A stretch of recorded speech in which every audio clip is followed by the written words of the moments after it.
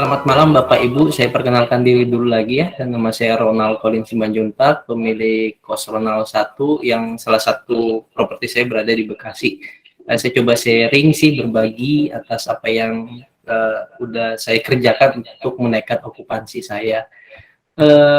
Kosan saya Mas tadi ada 3 lokasi sebenarnya dengan 7 tipe kamar. Total kamar 32, di mana kos Ronald 1 itu berada di Bekasi, Bekasi Timur. Terus kos Ronald 2 itu ada di Bandung, di daerah Cibiru, ini termasuk Kabupaten Bandung. Sama kosan saya yang terbaru itu yang rilis Februari itu kos Ronald 3 saya namakan, itu ada di Buah Batu di Kota Bandung.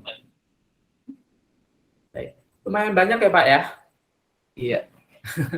Ini Bapak kan mengelola 7 kos dengan 32 kamar ya Pak. Boleh tahu fasilitasnya apa saja Pak yang tersedia? Kalau fasilitasnya sih ya secara umum ada tempat tidur, meja kursi lemari, semuanya 32 kamar, kamar mandi dalam saya buat, kloset duduk rata-rata, internet, dapur bersama, water heater dan jemuran sih. Baik, cukup lengkap juga ya. Ini salah satu faktor yang bisa membuat penghuni makin betah ya, karena memang fasilitasnya juga lengkap ya Pak ya. Iya. Baik Pak, kita ke pertanyaan berikutnya. Seperti kita ketahui bersama bahwa pandemi ini memberikan dampak terhadap penurunan okupansi ya Pak ya. Boleh diceritakan Pak mengenai okupansi di awal pandemi hingga sekarang bagaimana kondisinya? Memang ya di awal pandemi itu saya merasa dari okupansinya berkurang, ya otomatis pendapatan juga berkurang. Jadi kalau nggak salah dari Maret sampai Juli 2020 itu hanya 40% aja tuh okupansi saya. Tetapi sekarang sih sudah berangsur baik ya. Di sekarang sih Agustus 2001 sampai Januari 2022 dengan kondisi COVID yang sudah makin baik, okupansi saya sih lumayan naik ya, sekarang 85% lah. Baik ya, memang kondisi ini sudah berangsur-angsur membaik, jadi memang okupansinya juga bisa meningkat pesat ya Pak ya, dari 40 hingga 85% ya Pak ya. Betul. Kita lanjut ke pertanyaan berikutnya. Pak, di tengah kondisi yang penuh tantangan seperti ini, bagaimana Bapak mengelola biaya operasional kos setiap bulannya agar tidak membengkak dan tetap efisien? Kalau biaya-biaya sih saya turunkan sih dengan cara ini ya, ada 2 hal yang saya lakukan. Yang pertama, memakai jasa anak kos sebagai penjaga kos sekalian membersihkan. Jadi dari 3 properti saya itu beberapa properti saya buat anak kos yang jaga. Jadi daripada saya bayar penjaga kos katakan 3 sampai 4 juta, mendingan anak kos saya suruh jaga tapi bayar setengah aja, kayak gitu. Dan beberapa mau sih. Terus itu yang pertama untuk efisien. Nah, untuk kedua, untuk mengefisienkan sih biasanya listrik untuk setiap kamar kos itu 32 kamar ini saya buat token semua. Plus lampu lorong itu sumber listriknya itu dari masing-masing token yang ada di kamar anak kos. Jadi 2 hal ini sih yang saya lakukan untuk mengefisienkan lah ya, kurang lebih seperti itu sih Mas. Oh iya. Bapak kan ini mengelola 3 lokasi ya Pak. Apakah ketiga lokasi tersebut menggunakan jasa anak kos untuk menjaga dan membersihkan kos-kosannya Pak? Nah, dari 3 lokasi properti kos itu, yang 2 itu saya pakai jasa anak kos, yaitu yang di Bandung ya, yang di daerah Cibiru sama Buah Batu. Nah, kalau di Bekasi itu saya memang khususkan penjaga per bulan ya. Dia itu memang khusus untuk ngejagain dan ngebersihin dan membuka kalau ada orang yang pengen ngelihat kos, seperti itu sih. Jadi dari antara 3 itu cuma 2 aja sih Mas. Gitu ya. Itu sistemnya bagaimana Pak untuk pemotongan biaya bulan perkosan? Apakah misalkan berapa persen dari harga kosan sebagai upah dalam menjaga dan membersihkan kos-kosannya Pak? Saya sih kebetulan nggak terlalu ini ya, misalnya harganya 1 juta ya, ya mereka bayarnya 500.000 aja sih, seperti itu. Nah, itu jadi mereka, kan boleh lanjut Pak? Boleh lanjut. Jadi dari 1 juta itu bayar 500.000. Overall sih yang dari 2 itu nggak terlalu mempermasalahkan ya, karena membantu banget ya. Iya. Daripada mereka bayar full, mendingan bayar setengah, dan mereka kan tugasnya cuma membersihkan, dan juga nggak tiap hari sih, saya orangnya nggak terlalu cerewet juga harus tiap hari, yang penting Oh, bisa iya, iya. kotor, jadi nggak pakai jadwal-jadwal. Kadang juga kalau saya lagi senggang, saya otomatis terjun ke lapangan, jadi misalnya kamarnya ada yang kosong tuh, penjaganya itu kadang yang di Bandung itu kalau dia nggak bersihin, kadang saya bersihin, jadi mantau juga sih. Jadi Hmm. memang kadang saya turun tangan, jadi misalnya ada yang rusak apa, tinggal saya perbaiki, jadi tahu mana-mana yang rusak. Jadi mereka itu nggak, terkadang sih saya juga turun tangan, jadi nggak terlalu besar lah saya memotong, dipotongin, jadi hanya setengahnya aja sih untuk Iya, iya. dua Ya, siap. kosan itu. Baik, Pak. Kita ke pertanyaan berikutnya, Pak.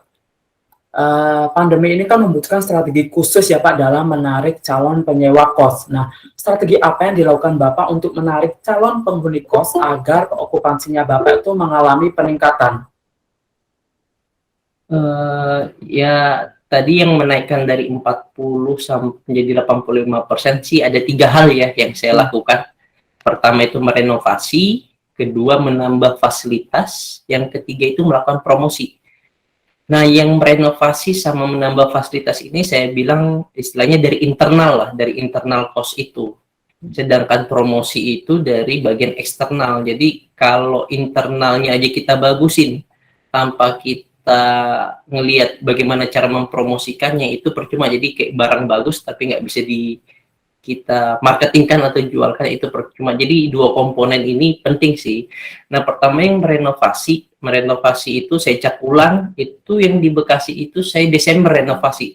Dari 7 kamar menjadi 10 kamar, dan total 10 kamar, 11 kamar, dan total 11 kamar ini kamar mandi di dalam semua. Itu saya renovasi. Nah, yang kedua yang menambah fasilitas yang belum ada, contohnya internet, tadinya cuma 20 Mbps, itu saya naikkan dari 20 jadi 30. Nah, itu jadi kan kecepatannya meningkat ya. CCTV untuk keamanan orang parkir. Water heater ini saya taruh ini di daerah Bandung gitu. Karena kalau AC plus water heater, kalau AC juga taruh di Bandung kayaknya kurang tepat ya, karena di Bandung kan dingin. Nah, AC ini saya khususkan di daerah Bekasi. Jadi semuanya pakai AC karena di sana kan panas. Jadi di Bekasi itu pakai AC tapi nggak pakai water heater gitu. Terus ada dapur bersama. Ini anak kos biasanya suka masak Indomie, suka masak rame-rame, apalagi yang cewek. Yep. Itu saya sediakan. Terus sama filter air. Ini kelebihan saya ini pakai, biasanya kan kalau kita pakai air pump itu kan kemahalan nih untuk kos-kosan. Nah, jadi saya pakainya filter air. Nah, jadi air tanah itu ditampung dulu, baru saya pakai filter air. Dari filter air ini baru ke kamar-kamar anak kos. Jadi itu kayak kelebihannya loh. Airnya jernih, bersih, kayak gitu. Jadi nyaman lah penghuni kos. Nah, masuk ke bagian eksternal yang saya bilang, promosi ini punya peranan penting ya. Nah, promosi yang saya lakukan itu kadang ada 4 ya, ada 4. Pertama pakai God Plus dulu intinya. Jadi waktu itu lagi udah renov yang untuk di Bekasi, saya bingung nih cara memasarkannya gimana.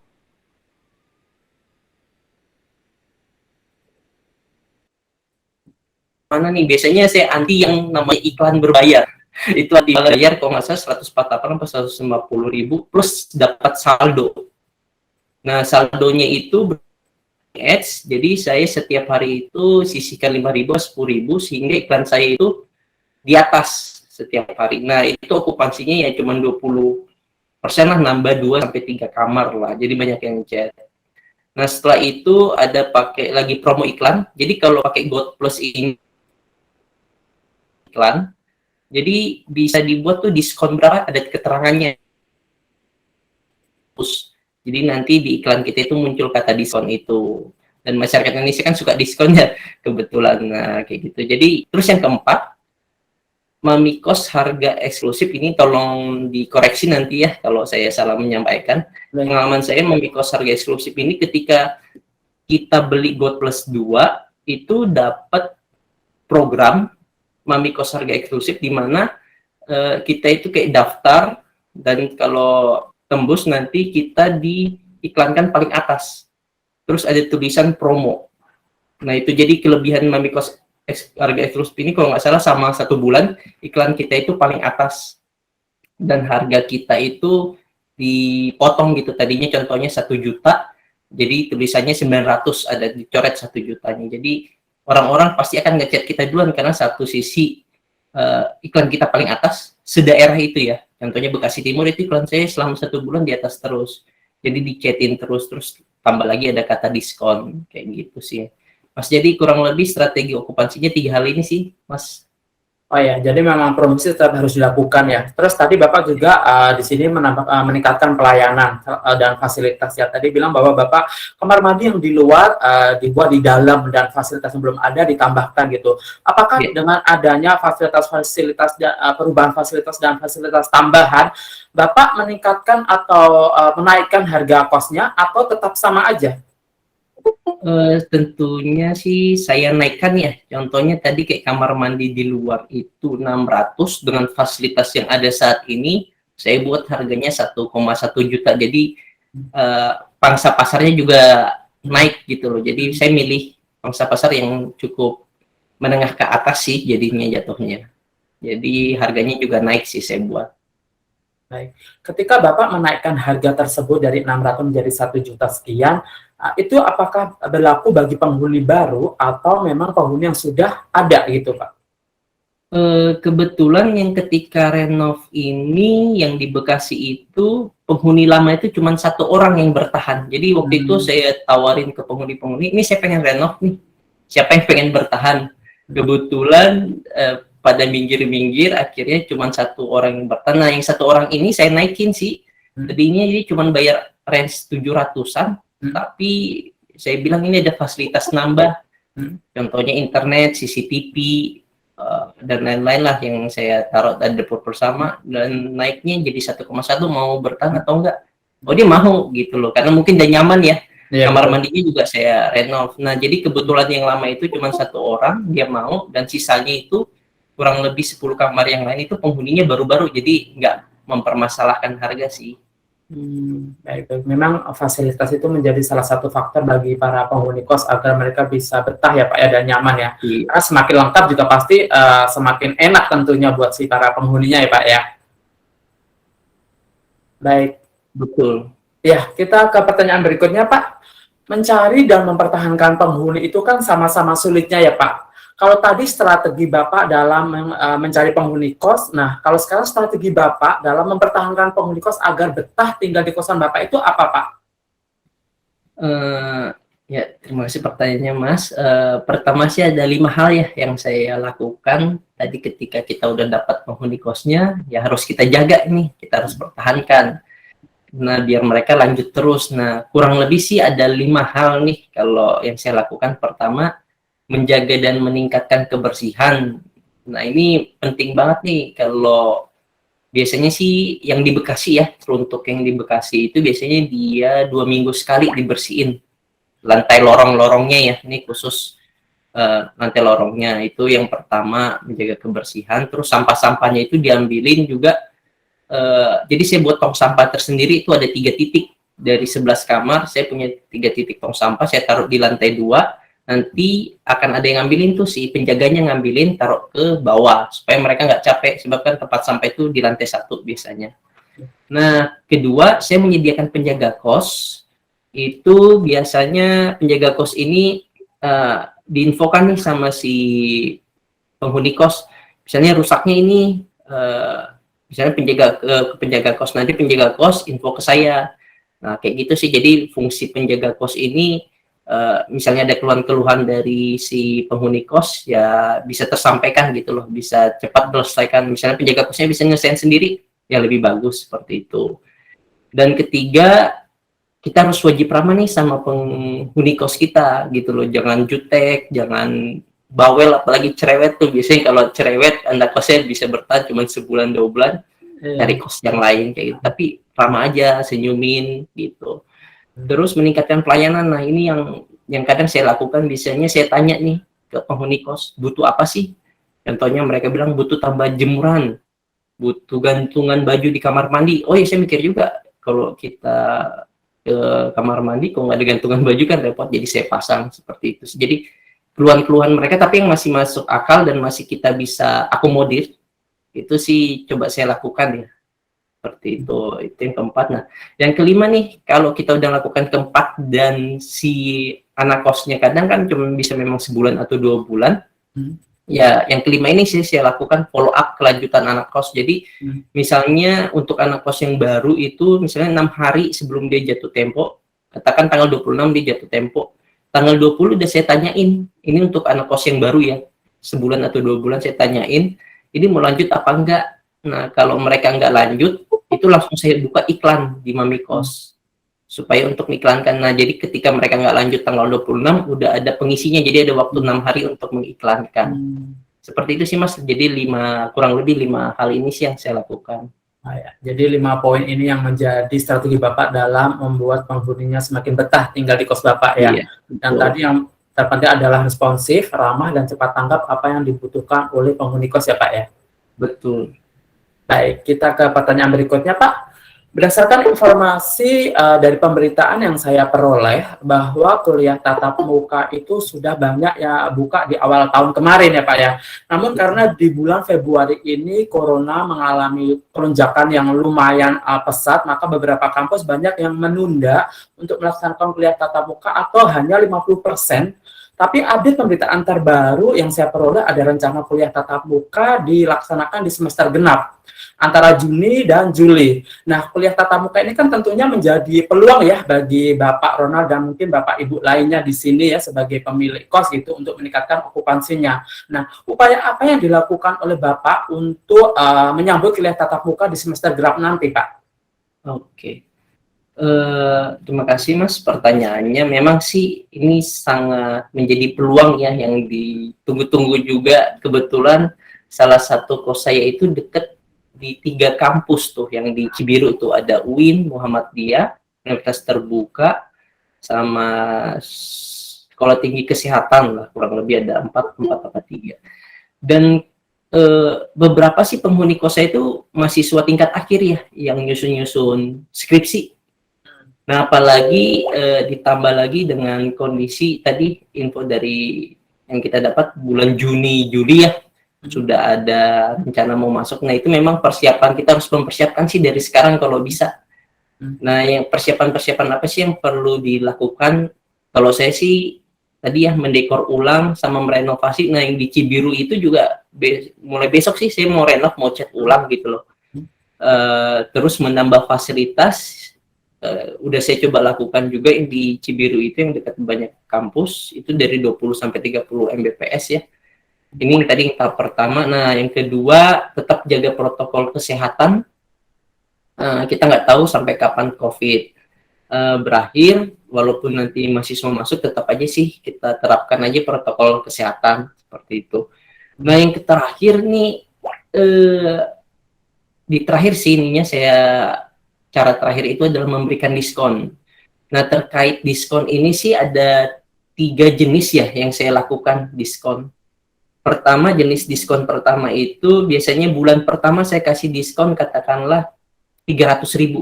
Misalnya harganya 1,2, bulan pertama itu diskon 300.000 supaya mereka nempati aja dulu gitu, nempati dulu. Atau enggak mereka chat dulu deh di iklan Mami Kos. Jadi 300.000 bulan pertama. Terus tipe jenis diskon yang kedua saya lakukan adalah ini untuk jangka panjang ya. Bulan pertama diskon 300.000, bulan ketiga saya kasih lagi diskon 300.000 supaya mereka jangka panjang gitu loh, nunggu diskon yang bulan ketiga. Nah, bulan keduanya normal kayak gitu. Dan tipe ini bisa dibilang diskon atau cara promosinya itu biasanya di iklan Mami Kos. Saya itu nggak naruh angka bulat. Contohnya kalau kita pernah ke Indomaret kan kadang harganya di rendah-rendahin ya. Misalnya harganya 40.000 jadi 39.500. Nah, cara seperti itu juga saya lakukan di iklan Mami Kos. Tadinya contohnya harganya 1 juta, saya buatnya 995.000. Jadi kayak nggak terlalu kelihatan mahal. Contohnya 1,3 jadi 1.250.000. Nah, gitu. Jadi ada permainan angka lah seperti itu. Jadi kurang lebih 3 hal ini. Nah, setelah kita lakukan 3 hal ini biasanya sih saya nunggu chat ya, pasti di chat tuh. dan melakukan promosi-promosi ini, kebetulan tadi tambahin lagi program harga kos eksklusif yang udah di peringkat pertama posisinya. Biasanya mereka chat, biasanya saya alihkan ke WhatsApp. Nah, hubungin WhatsApp ini, diskon ini, saya kasih tahu. Nah, di WhatsApp itu mereka pasti tanya. Nah, setelah tanya, baru saya kasih forward biasanya alamatnya, alamat Google Map. Yang kedua adalah spesifikasi kamarnya, plus harganya berapa, plus diskonnya. Ketiga itu adalah gambar-gambarnya, sama video real. Jadi harus real antara gambar, video, sama kamar yang tersedia. Biar mereka nggak banyak debat lah seperti itu. Dan keempat terakhir adalah peraturan kos yang saya WA. Nah, mereka WA, terus biasanya kalau tertarik mereka datang. Nah, pas datang itu biasanya kalau saya ceritakan lagi, itu biasanya kan saya ada beberapa jenis tipe kamar. Biasanya mereka itu yang chat pasti kamar, harga iklan kamar yang paling murah tuh. Contohnya Superior, saya itu harganya 995 yang di Bekasi, dan Deluxe-nya itu 1,1. Tetapi pas mereka yang chat iklannya itu cuma Superior, tapi pas mereka datang, kadang saya tawarin yang Deluxe. Kalau Deluxe-nya lagi kosong. Nah, kadang mereka lebih milih ke harga yang Deluxe yang mahal karena kamarnya luas. Jadi nggak menutup kemungkinan dengan cara-cara promo tadi. Yang penting mereka datang dulu aja deh. Datang dulu, pas datang baru mereka lihat kamar-kamarnya. Nanti kalau kamarnya Deluxe lebih mahal dan mereka milih itu kan syukur tuh. Artinya kita tadinya iklanin kecil, dapat yang harga besar seperti itu. Jadi kurang lebih itu sih Mas, yang untuk menyambut kuliah tatap muka yang bisa saya bagikan. Jadi memang strategi memberikan diskon ini masih menjadi hal yang ampuh ya bagi Bapak untuk menarik calon penghuni kos ya. Tapi kalau di sini Pak, Bapak ini memberikan diskon bagi penghuni baru saja atau mungkin Bapak juga memberikan diskon kepada penghuni lama yang mungkin sudah lama gitu, misalnya sudah setahun 2 tahun, atau memang Bapak cukup fokus kepada yang penghuni baru aja? Kalau saya sih Mas, kebetulan khusus penghuni baru aja.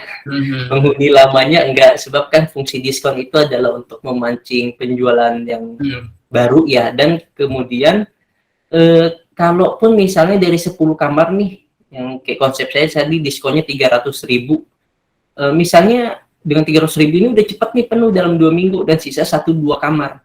Biasanya diskonnya antara saya hilangkan atau saya turunkan. Jadi misalnya tadi diskonnya 300.000, cuman sisa 2 kamar nih, 50.000 aja deh, atau kadang enggak, karena itu kan hukum permintaannya. Jadi artinya udah banyak nih yang minat kos kita nih, ngapain kita kasih diskon seperti itu. Jadi fungsi diskon tadi adalah supaya kayak tadi kosan yang saya itu yang Buah Batu itu kan sepi tuh. Kalau orang kosan sepi terus nggak ada ngisi, terus ada orang yang lihat ini kok masih sedikit ya orangnya ya, pasti mereka agak khawatir. Tapi dengan konsep diskon tadi saya meramaikan aja dulu, meramaikan kayak cari pangsa pasar. Nanti setelah rame dan kelihatan laku, baru saya agak bukan mahalin, yang diskonnya dihilangkan atau diskonnya dikecilkan seperti itu. Jadi mensubsidi juga sih gitu. Jadi yang di akhir itu nanti yang subsidi, yang diskon-diskon yang besar-besaran yang kita lakukan seperti itu sih Mas. Baik. Pertanyaan terakhir ya Pak ya. Pak, boleh dikasih tips dan trik dalam mengelola kos khususnya di kondisi pandemi seperti ini, Pak? Oke, ya, tips dan triknya sih ada 3 ya, yang berdasarkan pengalaman saya. Pertama tadi melakukan promosi, ini dari diskon plus dari program-program kayak God Plus tadi ya, itu sangat penting. Terus yang kedua meningkatkan pelayanan, ramah tamah, terus kebutuhan si penghuni kos apa, coba kita akomodir yang bisa kita akomodir. Dan terakhir nih yang paling penting, ini baru saya lakukan di akhir-akhir ini sih, 3 bulan terakhir lah, peraturan kos. Ini yang paling penting. Jadi nggak semua, menurut saya sih nggak semua orang, mohon maaf, layak untuk bisa mungkin ke kos kita. Kita harus juga memfilter supaya kita nggak pusing. Nah, jadi dengan adanya peraturan kos ini, saya kurang lebih ada 16 peraturan kos. Itu mereka setelah misalnya tertarik, saya akan bilang baca dulu peraturannya. Kalau udah setuju, baru transfer DP atau transfer uangnya seperti itu. Jadi nanti sebab kalau sebab saya punya pengalaman udah 2 atau 3 kali saya biasanya ngeluarin anak kos, mereka ngelanggar peraturan, ya udah saya bilang, dan uangnya nggak saya balikin karena ada ketentuan di situ. Kalau udah 2-3 kali diperingatkan dan tetap melakukan kesalahan yang sama, ya uang hangus dan tidak dikembalikan dan penghuni keluar. Jadi peraturan kos ini penting untuk biar kita nggak pusing banget seperti itu. Jadi kurang lebih sih Mas 3 hal ini, dan mohon maaf Bapak Ibu kalau ini mungkin bukan satu tips dan trik yang berlaku untuk semua lini kos ya, mungkin beda-beda. Istilahnya beda lokasi, beda tempat, beda strategi. Nah, jadi bukan langsung ketika menjalankan ini pasti langsung penuh, enggak. Tapi jadi kembali lagi, Bapak Ibu mungkin punya market tersendiri di kosannya, coba dianalisa aja apa yang jadi potensi, apa yang bisa dikembangkan, apa yang bisa dilakukan, dan kalau ada tadi yang dari saya sampaikan bisa untuk diterapkan sedikit, ya lebih bagus. Seperti itu sih Mas. Baik.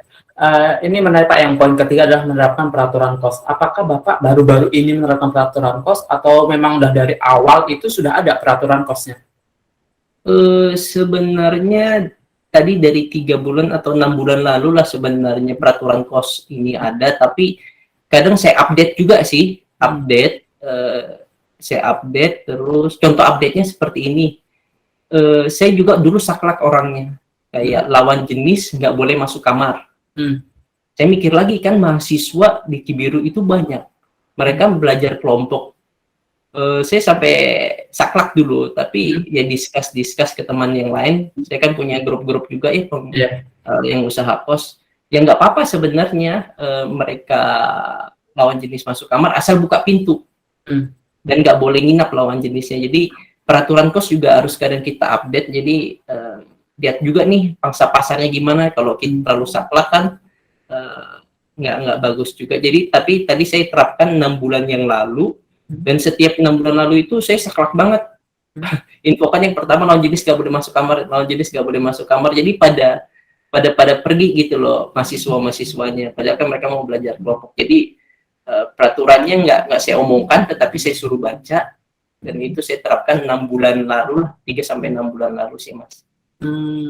Apakah Bapak tidak, nggak tahu, karena kan tadi Bapak bilang bahwa banyak teman yang pengen masuk ke kamar, mau belajar kelompok. Apakah Bapak tidak menyediakan tempat kayak ruang tamu gitu, jadi mereka sampai ke batas ruang tamu aja kalau lawan jenis kayak gitu itu Pak?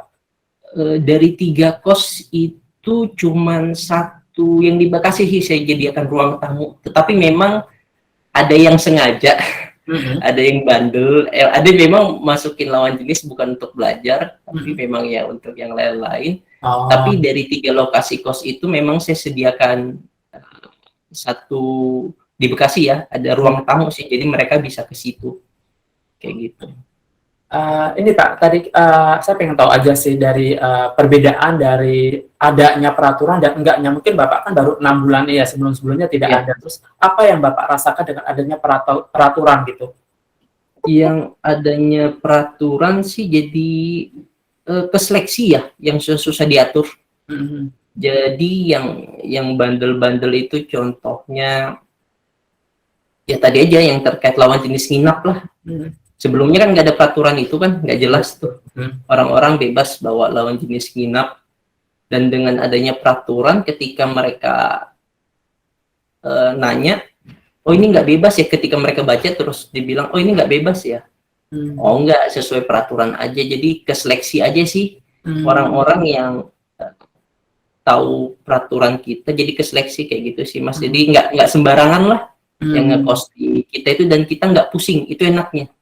Jadi kalau orang-orang udah tersortir, kita juga nggak jadi beban pikiran tuh ngatur-ngatur anak kos yang jadi kan tata tertib itu fungsinya untuk mengatur orangnya. Sebab kalau nggak ada aturan biasanya orangnya kebablasan atau terlalu bebas seperti itu. Jadi ngerepotin kita juga. Jadi itu sih Mas, jadi buat kita juga meringankan. Gitu. Ada nggak sih Pak yang melanggar gitu ya Kak? Misalkan belum tentu semua penghuni kos itu mematuhi peraturan sudah diterapkan, pasti ada yang melanggar. Nah, bagaimana caranya Bapak agar si para penghuni kos itu bisa mematuhi peraturan yang Bapak terapkan? Ada beberapa cara ya. Pertama tadi sebelum masuk sebelum mereka bayar kan mereka baca dulu, setelah mereka baca baru bayar. Atau saya dapat pernah sih ini berbagi aja, di luar belum saya lakukan sih. Jadi pas mereka mau bayar itu kita sediakan form dulu, form peraturan. Jadi mereka baca kayak di hotel lah, ada yang ditandatangani kan.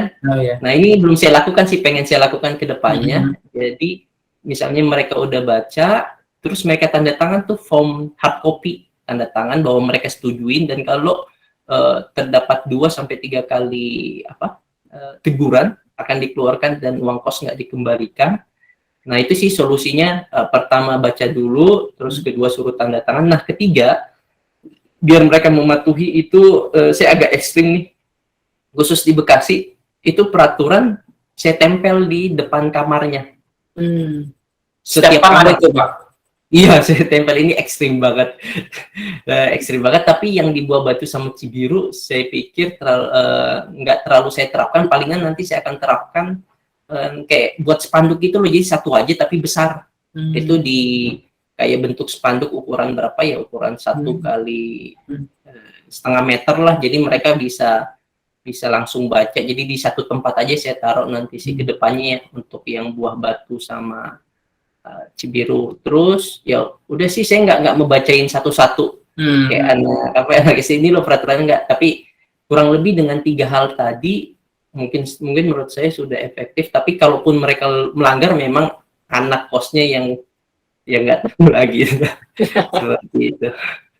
Oke Pak, terakhir pertanyaan tentang peraturan ini. Kan tadi Bapak bilang bahwa ada 16 poin tentang peraturan kos. Nah, apakah itu bisa membuat para penghuni baru, khususnya enggan untuk menjadi kos di rumah, di tempat Bapak? Karena kan peraturannya terlalu ketat sehingga tidak bebas, kayak pikiran seperti itu kan. Karena banyak banget mahasiswa maupun karyawan seperti saya yang terlalu ketat banget itu, tentunya membuat si para penghuni tidak nyaman. Nah, bagaimana di kos Bapak yang menerapkan 16 peraturan tersebut? Apakah mereka menerimanya dengan senang hati, oh tidak masalah, atau memang banyak yang ini terlalu ketat itu, atau bagaimana Pak? Kalau sepengalaman saya ya, membalas chat-chat mereka, biasanya itu bukan mempermasalahkan, saya belum pernah, misalnya mereka udah suka ya, terus saya kasih peraturan, mereka cancel. Jadi kan saya tanya dulu ya, suka nggak nih kamarnya, mau DP nggak? Ya mau, baca dulu peraturannya ya. Nah pas mereka baca peraturan itu jarang yang cancel, berarti menurut saya pengetahuan saya, dari 16 ini overall tidak ada yang mempengaruhi itu. Tapi yang jadi masalah seperti ini Mas, pengalaman saya kan kadang juga pakai OLX, pakai Google, dan pakai Mamikos. Biasanya itu yang nolak-nolak itu menurut saya yang langsung nanyanya bebas nggak kosnya. Sebelum mereka baca peraturan, biasanya chat pertama itu bebas nggak. Nah biasanya kalau kayak gitu-gitu sih, sepengalaman saya pasti nggak akan setuju dengan 16 poin saya ya, karena ada satu poin kan dilarang menginap ya. Tapi kalau intinya anak ngechatnya bebas, saya udah itu maksudnya boleh nggak bawa nginep lawan jenis itu, karena beberapa kali ya, banyak lah dan kalau mau penuh, saya yakin pasti penuh, tapi saya tolak-tolakin kadang kayak gitu. Kalau mau sekedar penuh ya, mau sekedar penuh, biasanya yang nanya bebas itu bisa aja saya masukin. Tapi kadang saya ada 1-2 kamar yang kosong, saya tetap pertahankan, walaupun tadi yang bebas itu tadi mau masuk, tapi saya tetap aja sih jaga inilah untuk lingkungan sih, lebih ke lingkungannya sih Mas. Jadi kayak gitu. Jadi dari 16 poin sih menurut saya nggak ada masalah. Memang yang ininya sih anak kosnya yang kadang mau memang bebas-bebas banget, seperti itu sih Mas. Baik. Terima kasih Pak untuk sharingnya.